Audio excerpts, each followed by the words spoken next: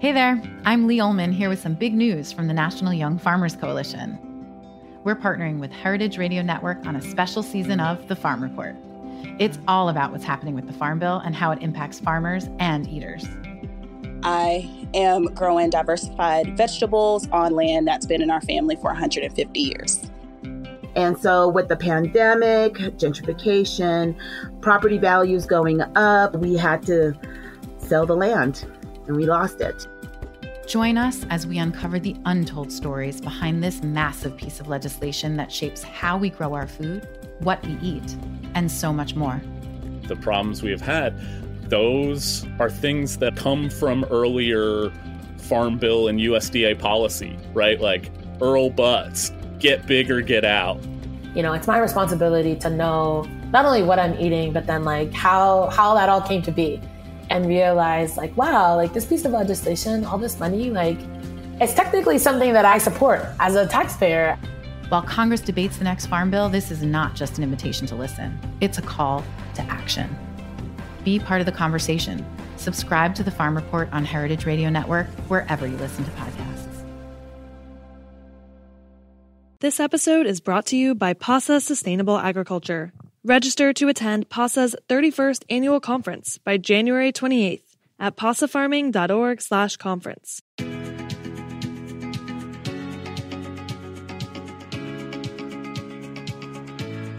Welcome to Spill and Dish, a new podcast from the Specialty Food Association. Founded in 1952, SFA is the leading trade association and source of information about the $170 billion specialty food industry. We champion the food producers, retailers, and other buyers who make up the specialty food world. Each episode, we want to share the stories behind the products made and sold by our members who are helping shape the future of food. You can listen and discover the inspiration, recipe, craft, culture, ingredients, and production methods that help answer the question, what makes specialty food special? I'm today's host, Megan Rooney, Education Specialist at SFA. We're excited to bring you today's episode and so happy to be working with Heritage Radio Network, a nonprofit podcast network covering the world of food, drink, and agriculture, and expanding the way eaters think about food. Today's guest is freelance food writer, cookbook author, and co-owner of Runamok Maple, Laura Sorkin. She has a BA from McGill University, a culinary degree from the French Culinary Institute, and a Master's of Environmental Management from Duke University. She ran an organic vegetable farm for over 15 years and has been co-owner of Runamok Maple since 2009. Runamok has made waves in the food world from Oprah's Favorite Things to Saveur and Food and Wine. In October, they were awarded first place in Specialty Food Association's Fast Pitch Friday event. Laura currently lives in northwestern Vermont with her husband and 2 children. Without further ado, welcome Laura. Good morning. Good morning, Laura. I'm so excited to be speaking with you today. Glad to be here. Awesome. So since first learning of your company through your collaboration with Citizen Cider, actually, your products have been household staples of mine. And for those less familiar, what does your company produce? So we started off as a company that produced maple syrup, pure maple syrup, infused, smoked, and barrel aged. And we've gradually started doing other things that are either maple based. And this year we introduced our new lines of honey as well. Delicious. So how many years have you been in the industry?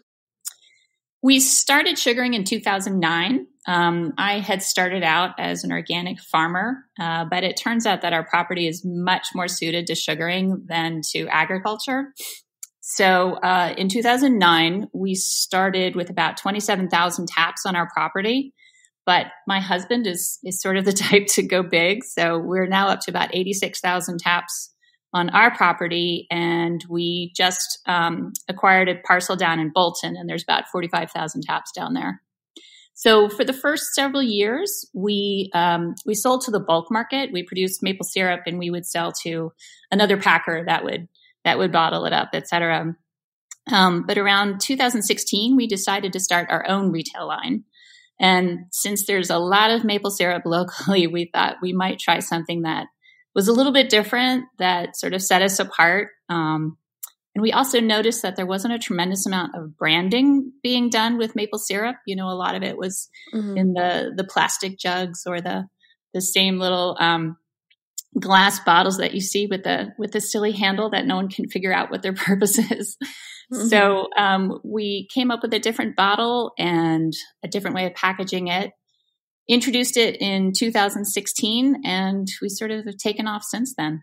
Amazing. And did you have a food background before launching your company? So after graduating from college, I wasn't exactly sure what I wanted to do. And I ended up down at culinary school in New York City.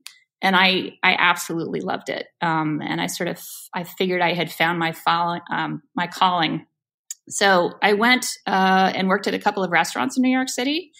And it's a really rough lifestyle. It's really tough. And so I decided that maybe restaurant work wasn't quite right for me, and went back to graduate school in environmental management. But I think food was just always calling.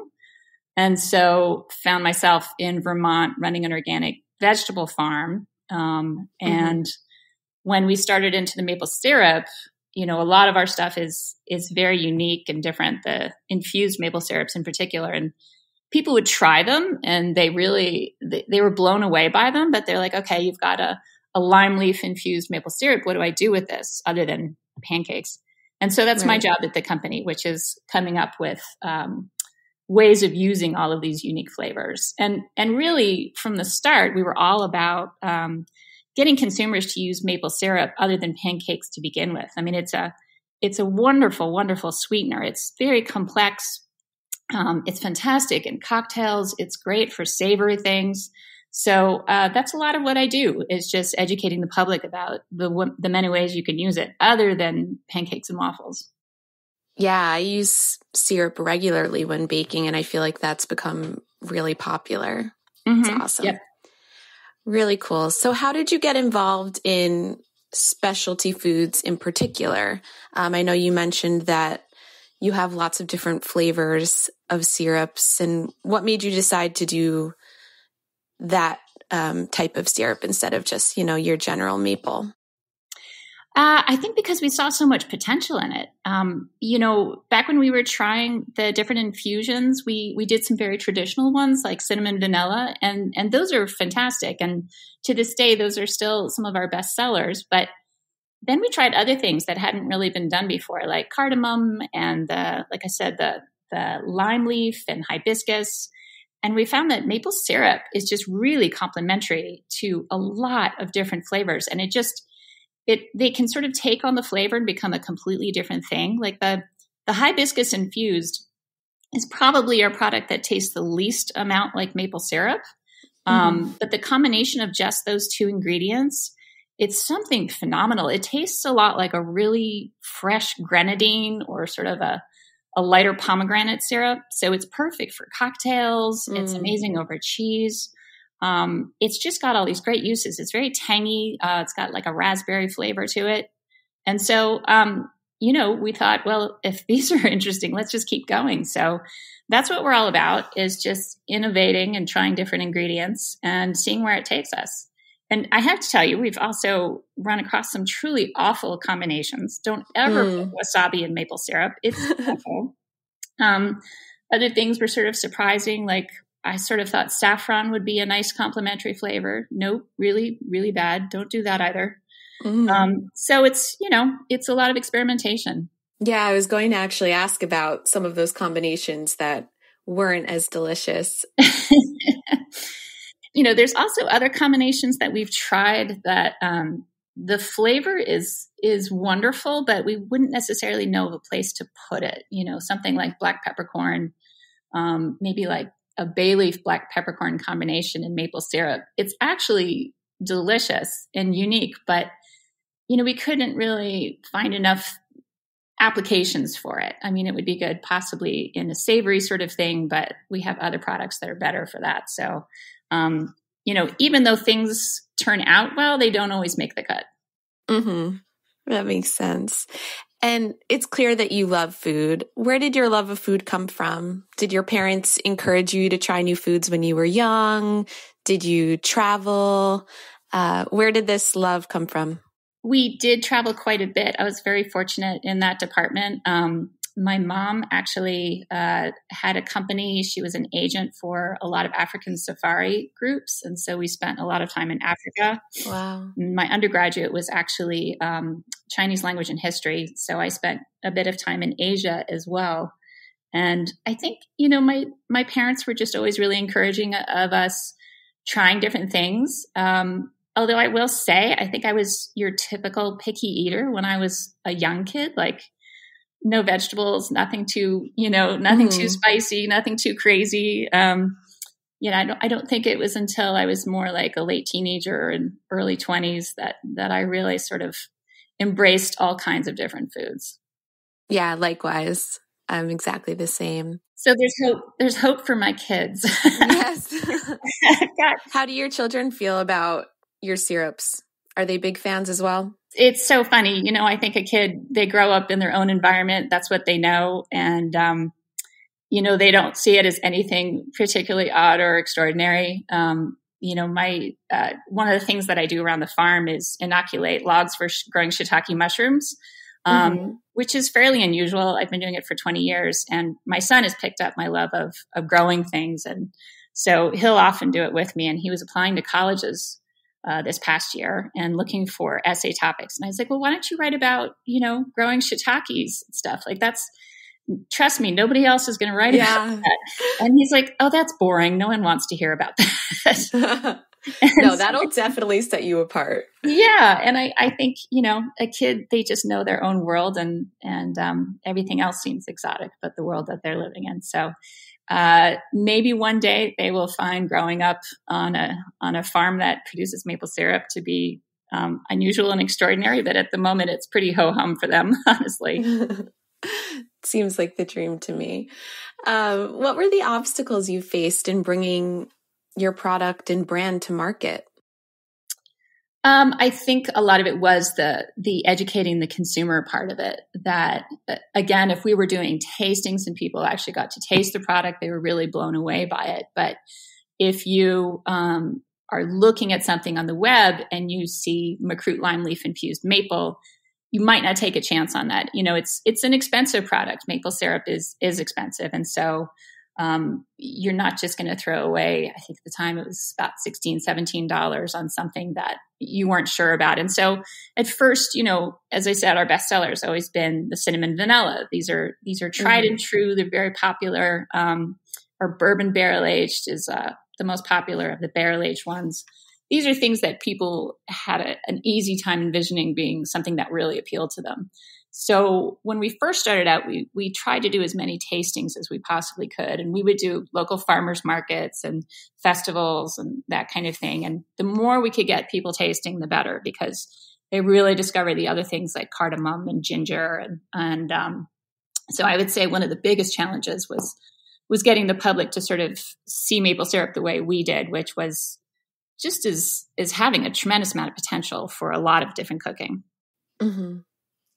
Very cool. And what were some of the things that you'd do differently if you could start over again with the experience and knowledge that you now have? That's an interesting question. Honestly, I don't know if we would do many things that differently. I mean, our growth was very, very fast.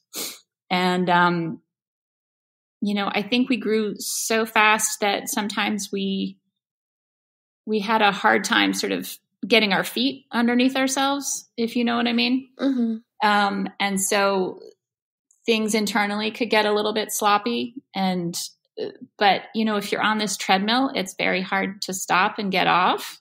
And so I think maybe just to slow things down a little bit, but otherwise I don't think I would change too many things, honestly. That's amazing. And that's incredible to be able to say. That's really wonderful. We've made mistakes along the way for sure. But those are learning opportunities. So, you learn from them and you go forward. Exactly. I love that. What was the biggest surprise about getting involved in the specialty food trade? Well, I think for me, it was just how much fun marketing is. Mm-hmm. I come from a food background, and I had never been in marketing before.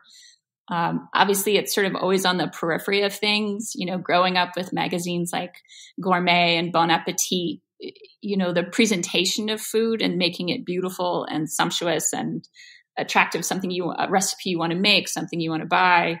It's always there on the side if you're cooking, but that's mainly what I do now, and it's a lot of fun. I work with a photographer here. She's a good friend, and so we always have a great time working together. And if we're about to come up with a new product, I always like to come out with 2 or 3 recipes that go along with it to introduce the product. And so I spend a lot of time in my kitchen experimenting with it, seeing what works, what doesn't work. And then we get together, we photograph it, because photographs are everything as far as selling food. I'm afraid it's true. Like, you can't just put a recipe out there without the photograph, or people don't pay attention. So it has to be photographed, and it has to look fantastic and like something that you really want to eat, you really want to make.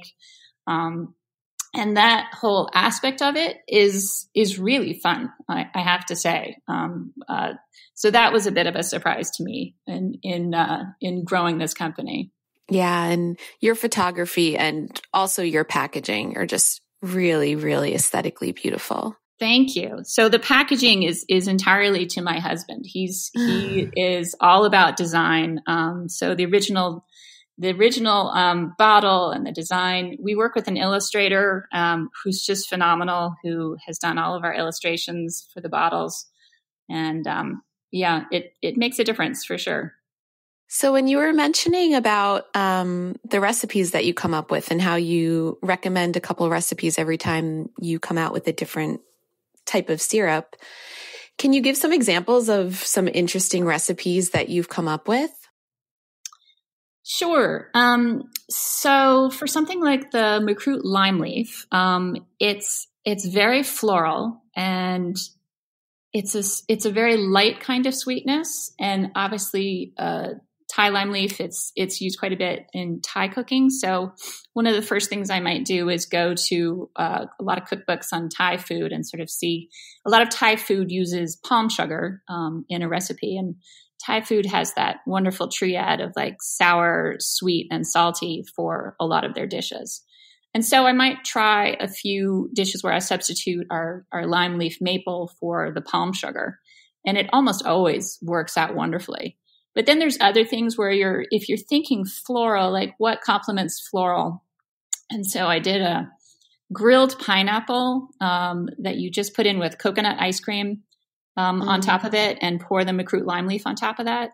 I swear to God, I have seen people like lick the bowl straight. It's such an amazing combination. And I think, for me, that's pure joy, is to discover something that's really, truly never been tried before. That's just fantastic. Yeah, that's incredible. Wow. That must feel great and also taste amazing. And like the hibiscus maple, like I said, it's almost like a completely different product. It doesn't really taste mapley at all, but it also doesn't taste quite like hibiscus. Turns out it's incredible on strawberry ice cream. And I don't even like strawberry ice cream, but you put the hibiscus maple on that, and the combination is just out of this world. Very cool. I'll have to try that one. So I know that we discussed a little bit about your inspiration for new flavors. How has your brand evolved over time?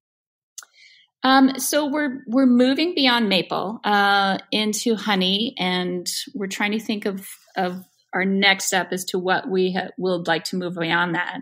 In between, we did the maple mixers. One of the things we discovered is that maple syrup is fantastic in cocktails, and so it seemed like a logical step to create the maple cocktail mixers. And so a maple old fashioned has been around for a long time, and so we came up with our own mixer that contains all of the elements: a little hint of orange, a tiny hint of cherry, obviously the maple syrup. We have 2 versions of that: a smoked maple old fashioned and a regular maple old fashioned.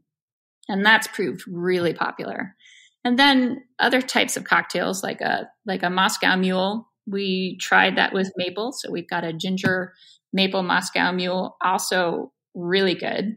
But I think the biggest surprise to everybody was substituting maple in for tonic, as in like tonic that you would use for a gin and tonic. It's really good. It's sort of almost like a richer gin and tonic. I mean, it's still refreshing the way it's supposed to be, but that was a real surprise. And then as long as we were sort of in the cocktail realm, we went into bitters. And that might not seem like a logical step because they're not maple based. I mean, bitters technically are alcohol based.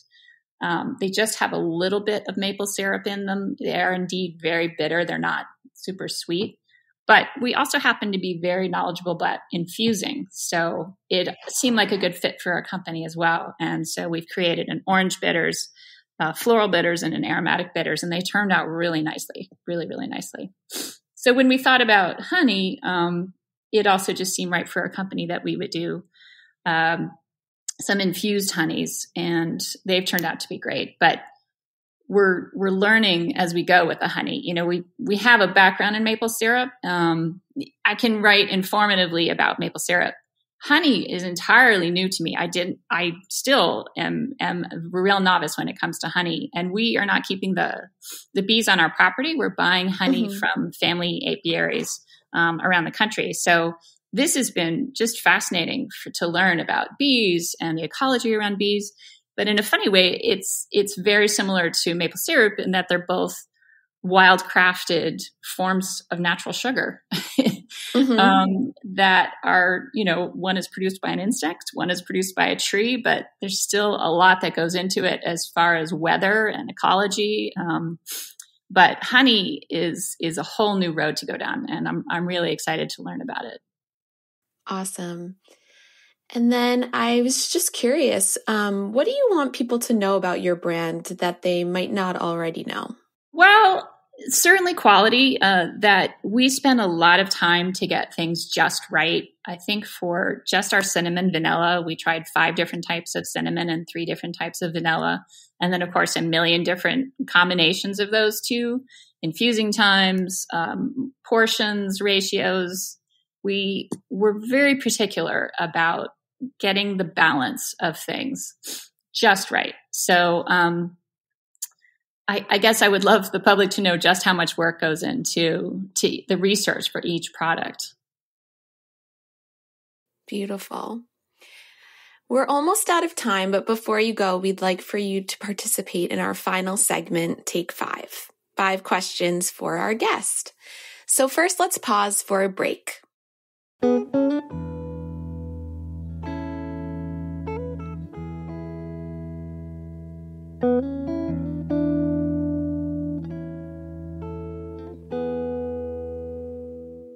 This episode is brought to you by PASA Sustainable Agriculture. For 30 years, PASA's conference has served as a springboard for transformative food system change. PASA's 2022 conference features more than 30 virtual and 90 in-person sessions on farming and food systems, covering topics that include building community food webs, keeping seeds to preserve cultural traditions, protecting local watersheds, as well as production methods and business skills for food producers of all levels. Keynote speakers include Soulfire Farms' Leah Penniman, author of Farming While Black, Sarah Mock, author of Farm and Other F Words, and Jessica Gordon Nemhard, author of Collective Courage, A History of African American Cooperative Economic Thought and Practice. PASA's virtual pre-conference takes place January 4th through 28th. Register anytime to attend live or get recordings. You can also join PASA in Lancaster, Pennsylvania on February 10th through 12th for its in-person main conference. Comprehensive COVID safety measures will be in place. Learn more and register at pasafarming.org/conference. That's PASA farming.org/conference. Okay, here are your 5 questions for our final segment, Take 5. Number 1, what is your favorite thing about the specialty food industry? Well, we're in a great position to meet tons of different other farmers. Like I said, right now we're jumping into honey. So we have several apiaries that we work with already. But Eric and I are going on a bee safari down in Florida come in March to meet with a lot of new apiaries. And one of them, which just sounds intriguing to me, I don't know if you've heard of Tupelo honey, but it's honey harvested from the Tupelo trees. And my understanding is the way that they get it is to put the hives on a barge, and the barge goes out into the swamp to have the bees close to all the Tupelo trees when they're farming. And this bee safari is going to be great. That sounds incredible. I've never heard of a bee safari, but I'm putting that on my bucket list. This is a new term. This is our name for our trip. Oh, you may be onto something. My second question is, what is your biggest gripe about the specialty food industry? Oh, that is a tough one. Maybe trying to keep up with trends. I understand trends, and I get that people can get excited about a particular ingredient and want to see it end up in a lot of different places. But always keeping up with the latest trend is it's exhausting. I think is a good way to put it. I get that, but it seems like you guys are really, really good at keeping up with the trends and the flavors that people are interested in. Number 3 is, if you weren't running a business, what do you think you would be doing? Mushrooms, for sure. I'm still fascinated with mushrooms. And I think I would go back to school for mycology. I just see them having so much potential, whether it's bioremediation or food or, they're using it for packaging now. For vegan cooking, I think mushrooms, but not much is known about them. There's still a lot of research that needs to go into them. So I'm just fascinated by them. Yeah, super versatile. Fourth question is, what's the one piece of advice you'd give a new food business? Don't be afraid to ask questions. I think no one expects you to know all the answers, and no one thinks less of you for not knowing. I think it's worse if you pretend like you do know and just barge into something, make a huge mistake with it. One thing that Eric did before we built our own sugar house was go and visit a ton of other sugar houses and ask them, what they like about their sugar house, what they don't like, what they would do differently. And he just got out there and asked tons and tons of questions. So I think that's what I would advise. Don't sort of fear looking like you don't know anything, because it's okay. It's all right not to know stuff. Yeah, perfect advice. It's great to ask questions. And my last question, number 5, is, how do you define specialty food? Maybe food that's had just a little bit more care put into making it. Specialty food is, it's often a small producer, and they don't have the resources for big equipment or tons of employees. And so they make up for that with just putting an enormous amount of care and quality into what they do. Wonderful. I love that. So specialty food is food with a little bit more love and care. Yeah. Thank you so much for joining us today. My pleasure.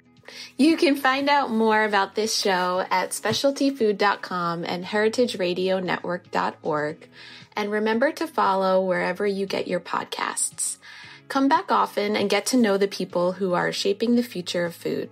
Special thanks to Laura Sorkin and to Heritage Radio Network, the world's pioneer food radio station. This is Spill and Dish, a Specialty Food Association podcast.